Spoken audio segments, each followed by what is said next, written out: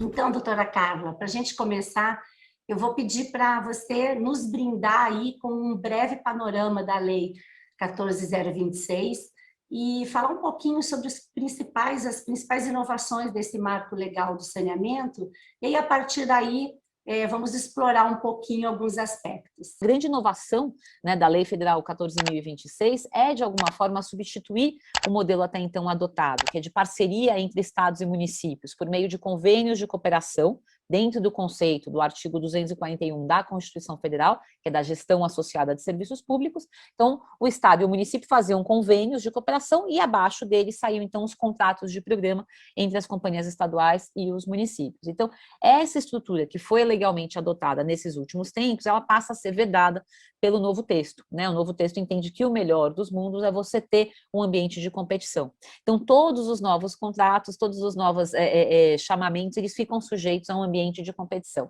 É evidente que você não constrói investidores, prestadores de serviço de um dia para o outro. Então, a gente pode esperar que a gente também tenha, né, um prazo mais longo dessa adaptação, mas eu acho que essa, Eliane, é a primeira e principal inovação, mas ela não para em pé sozinha, né, quer dizer, então acho que o que vale a gente comentar aqui, quer dizer, além dessa, então, vedação à estrutura anterior e dessa obrigação da realização, né, de concorrências para a seleção do prestador de serviço em cada município, você tem um segundo ponto que chama muito a atenção.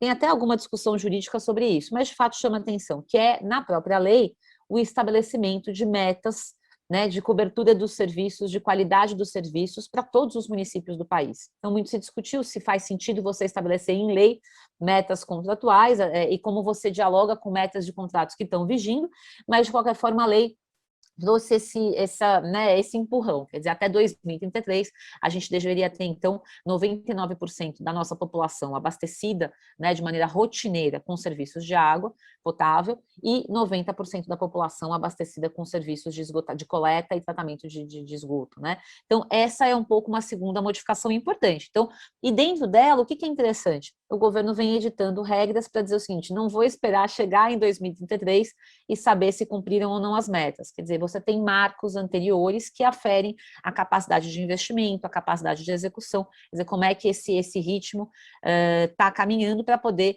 saber se em 2033, de fato, ele vai ser alcançado ou não.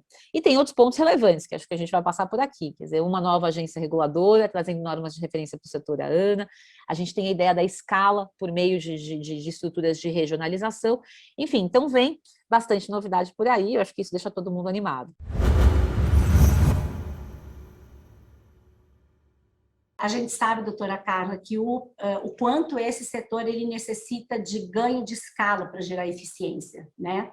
Então, nesse sentido, em que medida a viabilidade econômica e financeira das unidades regionais a serem criadas, né? Ou unidade regional, ou blocos de referência, enfim, todas aquelas modelos, né, que o marco nos traz, vai conseguir substituir o sistema de subsídio cruzado que já é praticado hoje pelas empresas estatais por meio da gestão associada. E eu pergunto isso porque aqui no Mato Grosso do Sul já está em execução uma PPP de universalização, para universalização do esgotamento sanitário, e nessa PPP nós temos 68 municípios, a gente está falando aí de 90% praticamente dos municípios do estado.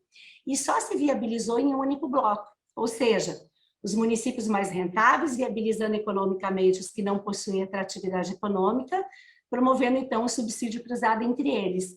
Eu acho, inclusive, que é o único projeto no país hoje com esse nível de abrangência que buscou, de forma concentrada e definitiva, resolver a questão da universalização do esgotamento sanitário, né?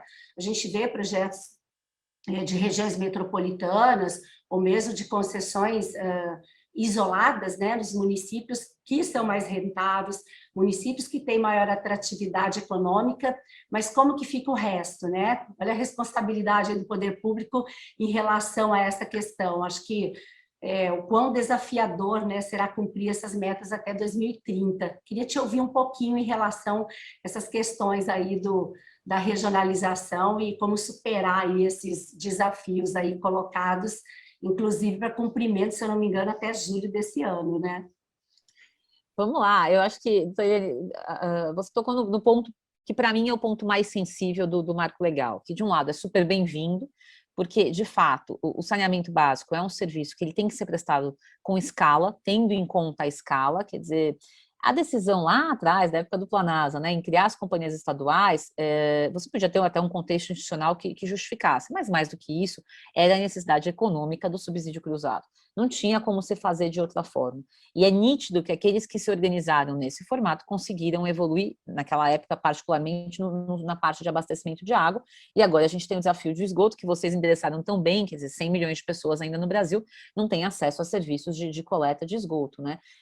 Então, eu acho que essa é a grande questão, porque é uma novidade. Então, apesar do conceito econômico estar presente no setor, a lei trouxe uma outra interpretação. Então, até então, a gente tratava a regionalização ou a prestação de serviço regionalizada, bastava ser, então, o mesmo regulador, por exemplo, né? Você podia fazer os planos regionais, o mesmo regulador, você já configurava esse ambiente de prestação regionalizada de serviços públicos.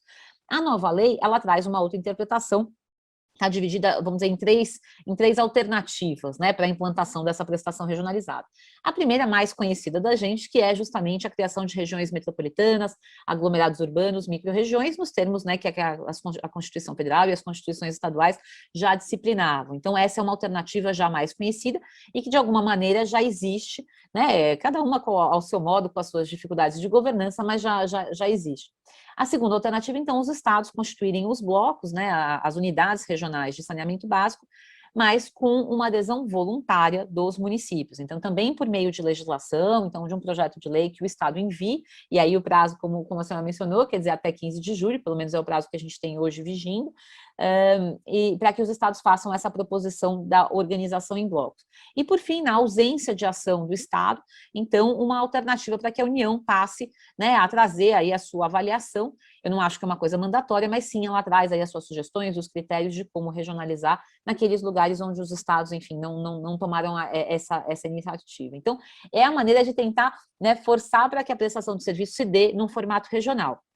E isso a gente não pode esquecer, primeiro, ao meu modo de ver, as alternativas existentes, decorrentes do artigo 241 da Constituição Federal, ao meu modo de ver, continuam existindo, né, o próprio convênio de cooperação, o consórcio público, ainda que também questione bastante a eficácia desse modelo, né, no ordenamento legal que nós temos, quer dizer, principalmente à luz aí das disputas políticas e também à luz da questão fiscal, né, quem é responsável pela condição fiscal de cada consórcio público, isso a lei anterior, quer dizer, tentou ajustar, mas a gente não vê isso como uma coisa amplamente difundida no Estado, mas eu não acho que eles são vedados, eu acho que são alternativas que nem poderiam ser vedadas, né, porque elas estão num dispositivo constitucional, e você tem a situação, de fato, que são, por exemplo, exemplos como a própria PPP do Mato Grosso do Sul, quer dizer, que excetua, né, dessa questão da regionalização, as situações onde já existam contratos, PPPs já firmados anteriormente, porque você não necessariamente consegue conciliar um novo desenho com desenhos já instituídos.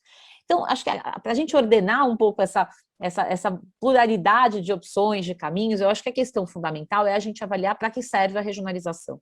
Então, como você bem colocou, ela veio no intuito de substituir ou de alguma forma dar guarida para o tal do subsídio cruzado. Quer dizer, então ela tem um viés de sustentabilidade econômica e financeira. Então, é estranho você imaginar um desenho de regionalização que, de alguma maneira, não tenha por princípio modelos econômico-financeiros. Então, por exemplo, um projeto de lei que não tenha, por outro lado, estudos econômicos financeiros que embasem aquela proposta de regionalização, ao meu modo de ver, são muito frágeis, né? Não pode ser uma decisão de vontade, tem que ser uma decisão que mostre. Até porque essa é a única forma de, à luz da garantia de adesão voluntária dos municípios, é você mostrar que é importante que aquele município participe, seja porque ele é deficitário sozinho, seja porque ele que contribui como um todo. Então, eu acho que a base tem que ser, quer dizer, a economia, né, a escala, mostrando a viabilidade econômica financeira, e aí aquela unidade passa a ser a unidade, eventualmente objeto, por exemplo, de uma concessão, né? Então, uma concessão, uma PPP, enfim, o desenho que fizer sentido naquele ambiente. Agora, você tem sempre a alternativa dos municípios não toparem, quer dizer, aqueles municípios que de alguma forma já têm os seus serviços mais ou menos universalizados, ou aqueles municípios que já têm outros compromissos, enfim. E aí, para isso, até a legislação previu, quer dizer, esses municípios eventualmente que resolverem ficar per se, né, não teriam acesso a determinados financiamentos, suporte financeiro da União, né? Então, a União, vamos lembrar, gente, a União não tem competência legal sobre saneamento, né? Ela não é o ser competente para isso, né? Essa discussão, voltando lá atrás, e aí eu já vou tocar nesse ponto, ela remete a discussões, inclusive, a DIL 1842, a votos do ministro Gilmar Mendes, então, tudo mais sobre quem é, de fato, o titular dos serviços. Mas, sem sombra de dúvida, não é a União. Então, o que ela fez, o projeto de lei, foi instituir, né, quer dizer, de alguma forma, normas de referência que dependem de um enforcement. Então, tanto no ponto da regionalização, como no ponto mais para frente vamos tocar da regulação, depende de um enforcement para ser adotado. E o enforcement, via de regra, à luz do que já aconteceu, isso não é novidade, lá no Planasa, lá atrás, é o auxílio financeiro. É que na década de 70, o governo federal tinha um suporte financeiro muito maior para poder prover para estados e municípios. Hoje, sem dúvida, ele é muito menor no âmbito do OGU, né, no Orçamento Geral da União, e também ele vamos dizer assim, menos relevante mesmo no âmbito dos bancos públicos, né, do BNDES e da Caixa Econômica Federal.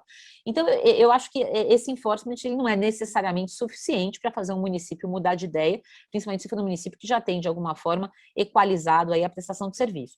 Mas os pontos que eu queria trazer à luz dos vossos comentários, Doriliane, primeiro, eu acho que essa questão da regionalização não é algo que esteja claro, e ela foi justamente até o que embasou um pouco do vai e vem de liminares judiciais que a gente teve por ocasião agora do leilão da SEDAI, na sexta-feira passada, quer dizer, então, é o grande acontecimento do setor de saneamento, a gente brinca que não é antes de Cristo, depois de Cristo, o saneamento é antes da SEDAI e depois da SEDAI. Então, realmente é o grande investimento, quer dizer, que trouxe uma mudança de patamar para a indústria, mas ele foi, né, naquela discussão, olha, então o legislativo estadual falou, não, a lei diz que é um limite de concessão de 25 anos.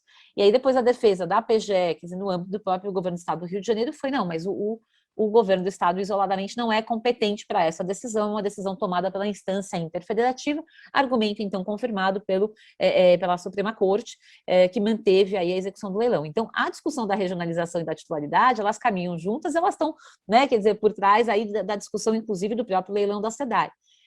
Então, acho que esse é o primeiro ponto. O segundo é como é que você cria uma nova região, né, um bloco, como você lida com situações já pré-existentes. Então, primeiro, a relação do novo bloco com as regiões metropolitanas. As regiões metropolitanas não deixam de existir, né? Mas até porque elas foram criadas para uma multiplicidade de setores, não só para saneamento básico. Né? Então, tem transporte público, enfim, tem outros setores que estão dentro desse escopo das regiões metropolitanas. Então, a primeira coisa que um projeto, depois de ter uma escala, né, econômico-financeira ideal, a segunda grande ponto num roteirinho aí para a regionalização, acho que passa a ser como é que ele lida com situações pré-existentes. Por exemplo, PPPs já instituídas, concessões, enfim, compromissos já firmados, e segundo, regiões metropolitanas já existentes. Aquelas regiões, elas estão dentro de um determinado bloco, ou elas são blocos separados, são decisões que precisam ser avaliadas. Aqui em São Paulo, por exemplo, tem um projeto de lei em tramitação na Assembleia Legislativa, mas que não leva em conta esses pontos que a gente está comentando aqui. Então, acho que vale, né, uma atenção maior. Um outro ponto, a relação deles com bacias hidrográficas, com a área de atuação de agências reguladoras já existentes. Então, essa relação com o ambiente anterior, para mim, parece o ponto mais relevante. E, por fim, como você trouxe, a questão dos resíduos sólidos, né? É evidente que a Lei 14.026, ela foi 95% do tempo pensada dos serviços de água e de esgotamento sanitário.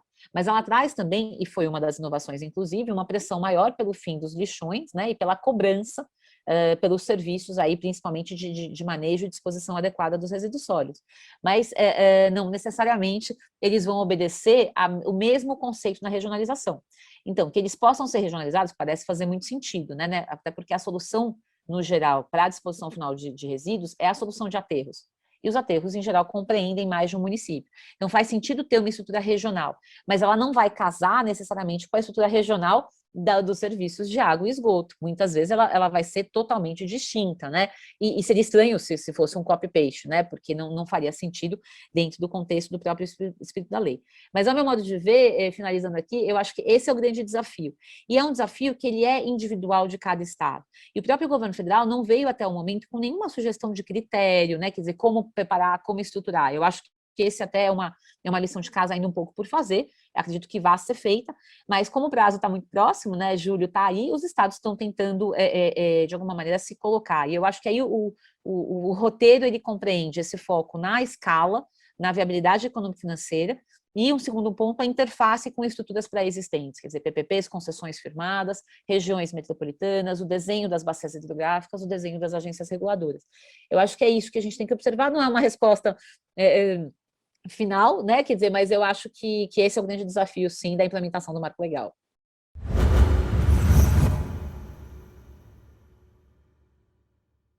Muitos afirmam que a reformulação do novo marco legal ela é importante para trazer segurança jurídica, aliada aí a maior investimento privado, né? Nós tivemos vetos presidenciais a dispositivos do novo marco legal que recentemente foram mantidos pelo Congresso e em torno disso uma enorme incerteza diante dessa ausência de uma transição melhor desenhada em relação aos contratos de programa, que você abordou tão bem aí, uma incerteza de como ficam essas situações de fato, né? E aí a minha questão que eu trago, se você, assim, qual a tua visão, a tua preocupação em relação a essa transição e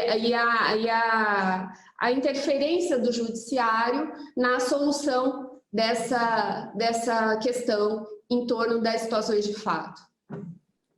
Obrigada, doutora Ana Carolina. Acho que sem dúvida um ponto muito relevante para a gente trazer, né? Eu acho que o artigo 16, que foi vetado, e depois o veto mantido, mas depois de bastante tempo, né? Quer dizer, levou aí acho que uns 8 meses para ter o veto apreciado, então isso causou uma certa apreensão, né, do setor e dificultou, enfim, as ações.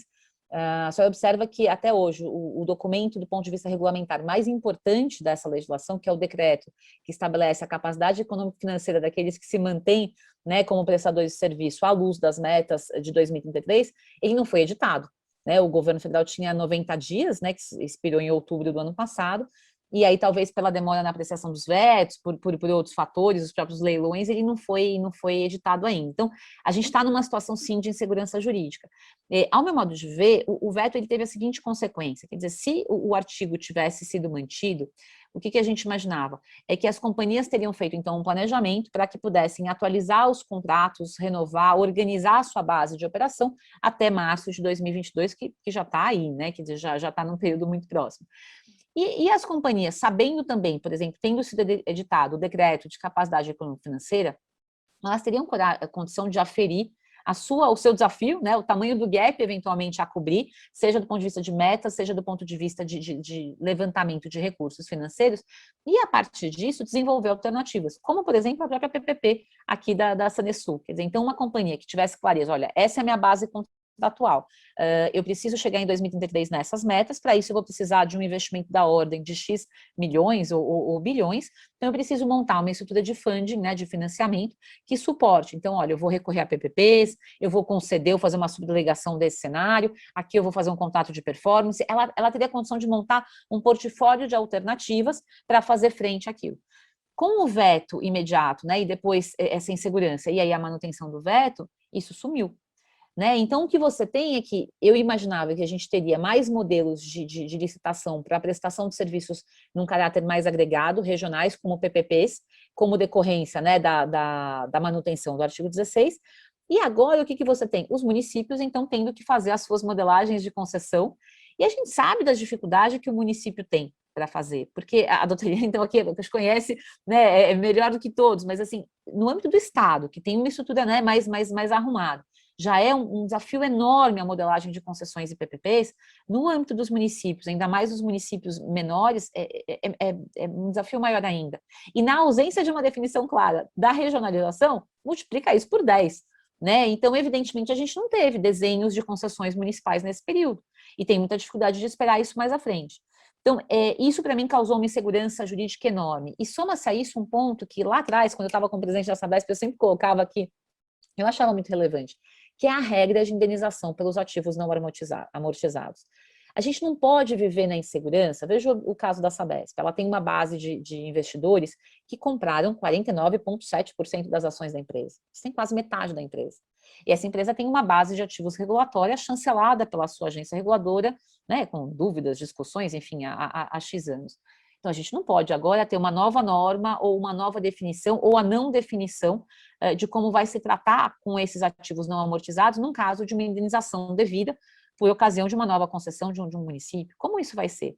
E aqueles que tiveram uma visão meio oportunista, não é bom porque as companhias são ineficientes, ou qualquer crítica assim em relação às companhias públicas, eu sempre respondo com aquela, tinha uma brincadeira no passado aqui, decorrente de uma propaganda de bebida, que falava, eu sou você amanhã. Eu falava, olha, enquanto é para criticar a companhia estadual, tá fácil, né? Eu quero ver quando você incentivar um prefeito a se apropriar dessa indenização no formato de outorga, porque ele não esclarece como vai ser remunerado, né, o ativo da companhia não amortizado, mas daqui a 4, 8 anos pode ser o seu ativo que esteja em discussão, né? Então, esse não é um desenho bom. Então, realmente a gente fica preocupado. Então, você fez um incentivo a um modelo individual de concessões municipais ou regionais, mas você não equacionou o desenho regional, tampouco permitiu às companhias estaduais firmarem os contratos, adequarem os contratos até 2022, e também não editou normas sobre a indenização das condições gerais, né, dos ativos não amortizados. Então, é um cenário que traz, sim, alguma insegurança jurídica.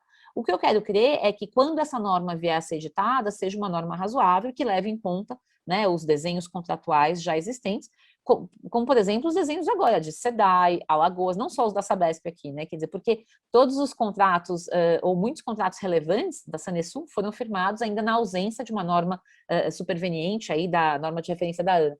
Então, sim, é um ambiente que a gente ainda tem segurança jurídica. É evidente que a gente vai ter que superar, né, porque eu acho que hoje tem, né, uma disposição muito grande de investimento do setor, tem metas muito claras que têm que ser cumpridas, mas o momento presente, ele ainda é um momento de insegurança jurídica, sim.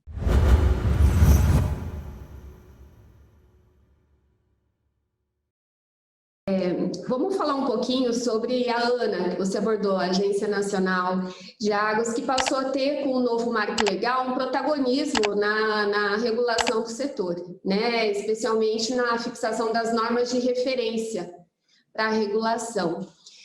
Quais os desafios que você avalia aí nessa pretensa padronização das normas de regulação, especialmente num país aí com tantas diferenças regionais, geográficas? E queria te ouvir um pouquinho sobre isso. Claro, claro.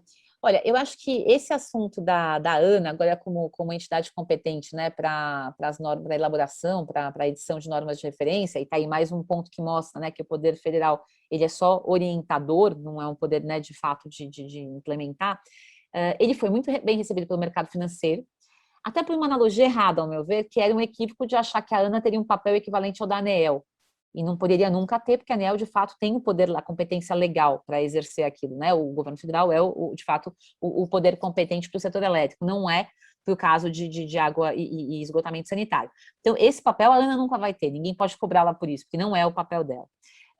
Então, aqui a gente vê dois desafios, doutora Ana Carolina. Eu acho que, primeiro, na parte de edição de normas, como é que ela faz, então, ao meu modo de ver, parcerias com as agências estaduais, com agências locais, para que ela tente ter um pezinho, né, conhecendo a diversidade, as condições de cada ambiente, porque o Brasil são no mínimo 5 Brasis, né, no mínimo. Então, ela não consegue, é muito difícil você ter uma norma geral, a não ser que ela fique, então, vamos dizer assim, num nível muito superior, né, quer dizer, uma norma de referência bastante genérica, né, e ela vai ter que ser implementada aí, vamos dizer assim, com detalhamento só no nível local. Então, pode ser que ela opte por normas mais genéricas, é o que a gente está vendo no caso da primeira norma. Então, na agenda regulatória da nova ANA, a primeira norma foi a norma que trata da cobrança dos serviços de resíduos sólidos, né? A consulta pública para essa norma acabou agora em 18 de abril, e a gente até contribuiu, por exemplo, lá pelo InfraWoman, e a nossa avaliação foi uma norma bem genérica, quer dizer, mas talvez não pudesse, de fato, ir muito no detalhe,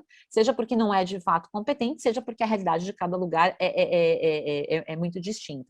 Então, ela tem essa dificuldade. O lado bom que eu vejo, ela está se cercando de muitos organismos multilaterais, Banco Interamericano de Desenvolvimento, Banco Mundial, NDB, que começam a apoiar. Por quê? Porque ela não tem capacidade instalada, ela não tem técnicos que entendam de saneamento básico. Ela tem técnicos que entendam de recursos hídricos, mas são serviços totalmente diferentes, né? Uma coisa é uma utility, outra coisa é a regulação dos recursos hídricos. Então, ela não tem conhecimento técnico.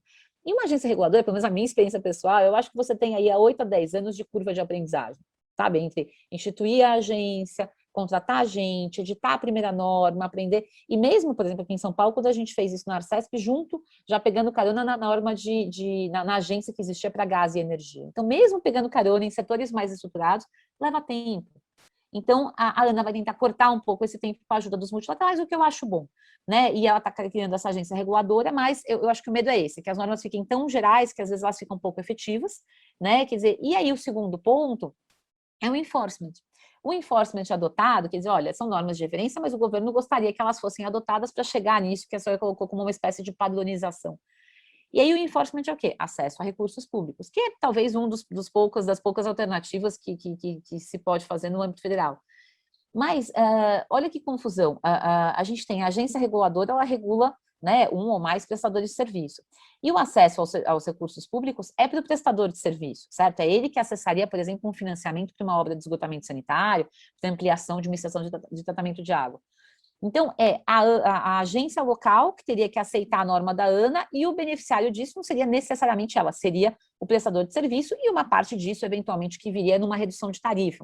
Mas você percebe que são muitas relações que têm que ser feitas para que isso seja, de fato, identificado? E segundo, o governo federal não dispõe hoje, como dispunha na década de 70, quando esse mecanismo do enforcement pela via financeira foi adotado, né, de recursos do OGU, é realmente uma fatia bem pequena, né, vis-à-vis aí a necessidade que a gente tem, e de outro lado você tem os recursos do BNDES e da Caixa, que já foram mais competitivos, né, que hoje, assim, eles ainda têm um tempo grande de maturação para o financiamento sair, tem um diferencial competitivo, sim, pelo prazo, são financiamentos de longuíssimo prazo, 20, 25 anos, mas não são necessariamente os recursos mais baratos do ambiente hoje que a gente tem. Então, é um enforcement delicado de se fazer. Então, o que eu imagino é que vai ser menos pelo enforcement e mais na cooperação.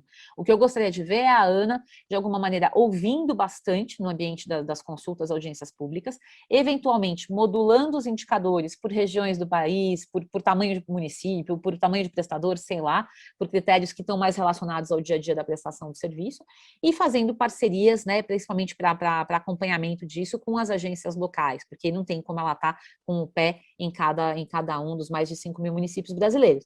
Então, eu acho que é alvissareiro na medida em que muitos municípios não têm nada, então uma norma de referência é melhor do que não ter nenhuma norma, né? E muitos municípios não têm, de fato, nenhuma norma hoje de prestação de serviço, então acho que ajuda, mas naqueles municípios, naqueles estados onde já existe uma estrutura formada, essa transição não pode representar um novo risco de segurança para a segurança jurídica, né? Pelo contrário, tem que ser um ambiente bem cooperativo. Então, essa é a minha expectativa. Ela é positiva, é otimista, mas eu acho que a gente não pode achar que ela vai resolver todos os problemas. Não tem bala de prata nessa lei.